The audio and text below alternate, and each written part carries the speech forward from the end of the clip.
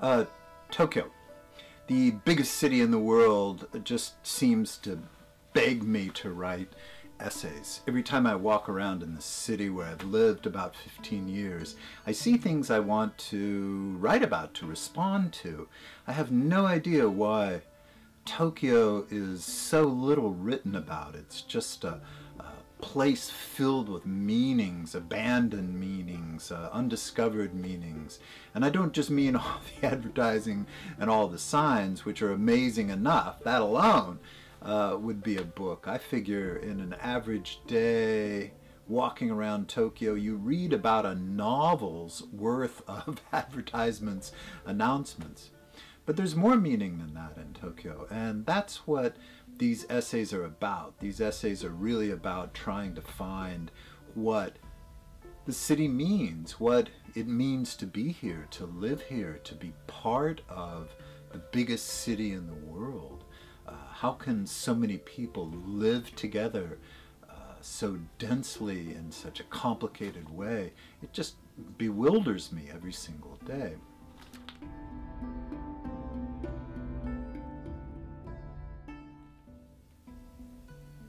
The feeling I have about the city is one of excitement, but also like irritation and confusion.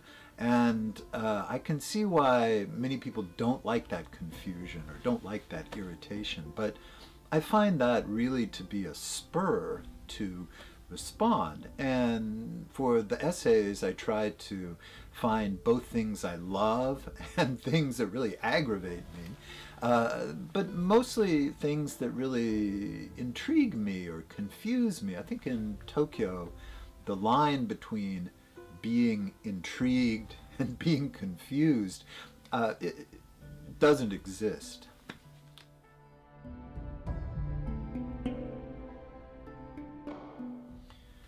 There are so many people in Tokyo, and probably people who come from outside Tokyo.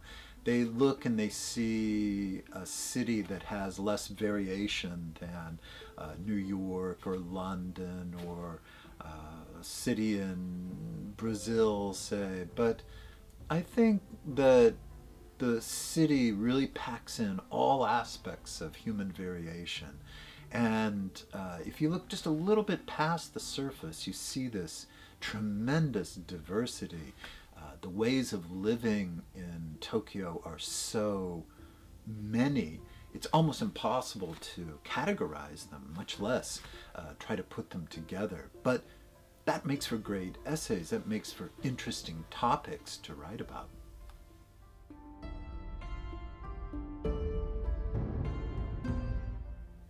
When I walk in the city, I feel I'm besieged by metaphors.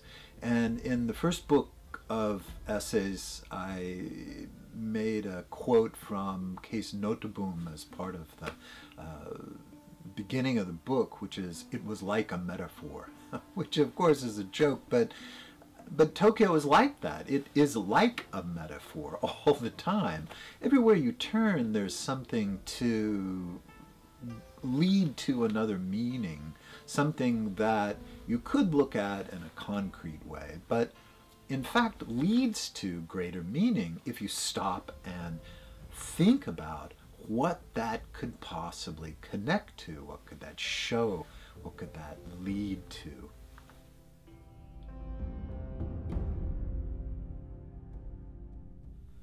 Socrates said the unexamined life is not worth living. And I think the same thing can be said of a city. The unexamined city is not worth living in. Tokyo has so much to examine, so much to look at, so many details. It's not just the number of people here and the trains and the movement and the motion. It's really a place of great complexity and great nuance. If you look big, you see big things. If you look small, you see small things. And that examination, I think, is part of the intrigue of living in Tokyo.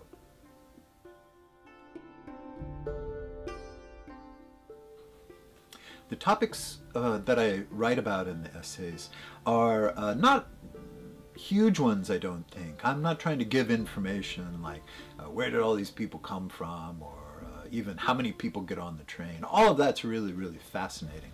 But what I find most interesting is to find just a little piece of the city, a little thread of the city that many people might just ignore, and try to pull on that thread, yank on that thread, and see where that thread goes, how it weaves into the fabric of the city, and try to find something at the end of that thread.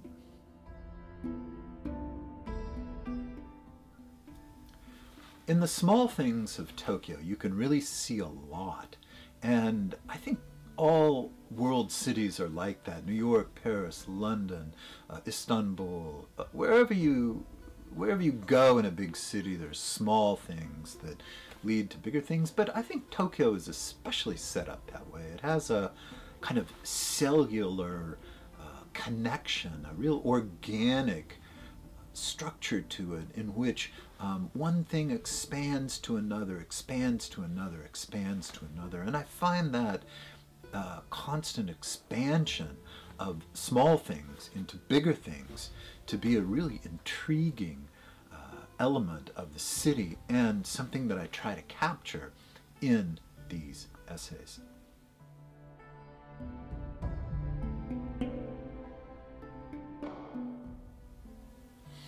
The details of the city is where you really find the real life of the city. You can see the life of any city, I think, by living there and being there and just being part of the city. But the small details are especially revealing, I think, in Tokyo. The small details of life, the miniature, compact elements, is a particular part, I think, of Japanese culture. But in Tokyo, the compactness, the squeezing in, the smallness of things is something that really is brought to a high art form. And that always gets me writing.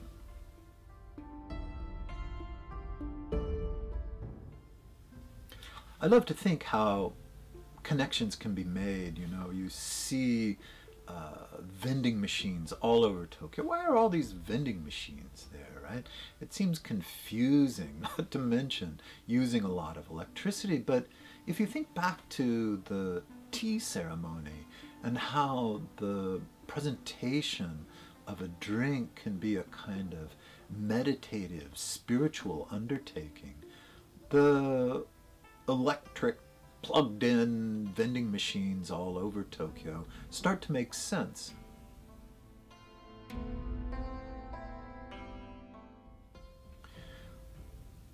I love to look, when I'm out eating, at the sweep of the restaurant, the izakaya or the nomiya, because you see so many people. But one of the things that I really love about restaurants is this picking up of chopsticks, right? This movement of the chopsticks again and again. And if you kind of lean back a little bit from eating and take a breath and watch the flow, it becomes a kind of film of sorts, right? A film, like old film, of, you know, holding these delicious images one after another. The visual aspect of eating in Tokyo is something that's really, really intriguing.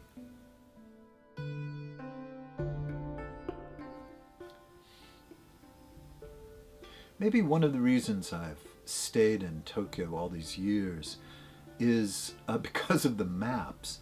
I've always been a great lover of maps for whatever reason, and always carry 2 or 3, but Tokyo is really a city of maps. And now that everything has gone digital and there's digital maps, some work, some don't, the city becomes even more interesting. You can see the patterns in which the city is laid out, the way they've been repatterned according to Western ideas, or they've stayed in this very, very old, winding, organic model of maps, and it's a city which is surely the most mapped in the world, right? You have to have a map to get anywhere, to do anything. That's one of the essays I write about, and it's one of my favorites.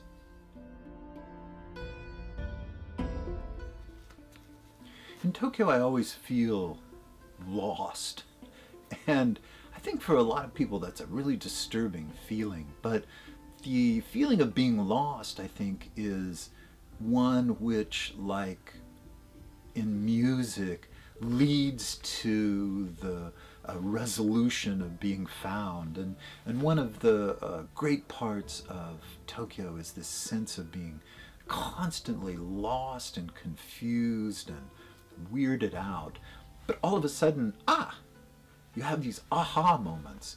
And few cities, I think, in the world lead us to so many aha moments, and perhaps because of so many lost moments.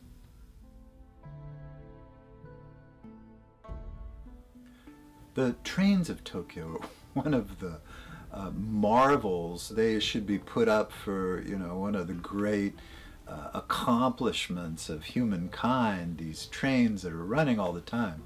Of course, when they don't run, it really, really throws your day off. But it's a way of seeing people, of being with people. The trains in Tokyo are, in some ways, the kind of the artery of democracy, because everybody takes the trains. Everybody's just a commuter like everybody else on the train. And one of the greatest parts of living in Tokyo is just this constant presence of other people of all sorts.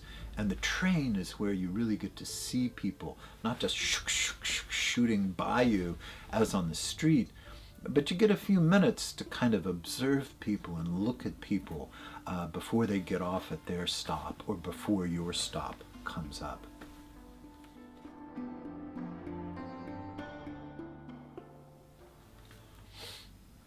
Living in Tokyo, to me, has these comic elements that it's hilarious to see some things and to stop and look at them, because everybody in Tokyo just keeps moving forward, and there's no sense of stopping and browsing or stopping and looking. Of course, people stop to eat or stop to look at a magazine or stop to read in a bookstore, but mostly the mode of the city is really set on this forward motion.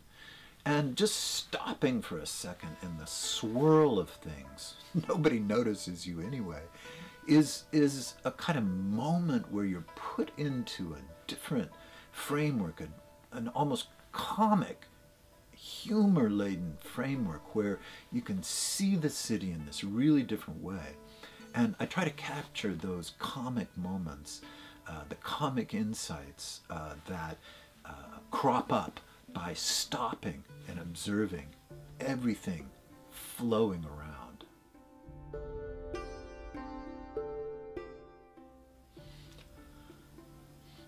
Tokyo is such a big city, it's impossible to write about everything. And yet, the choosing of the parts to write about is something that's really intriguing. And the essays, I think, try to go for some of the most obvious but most unthought about aspects of the city. So I hope you love these essays. I hope you enjoy them. Be sure to write in. There's 2 more books already coming, and there'll be quite a few more after that. Enjoy.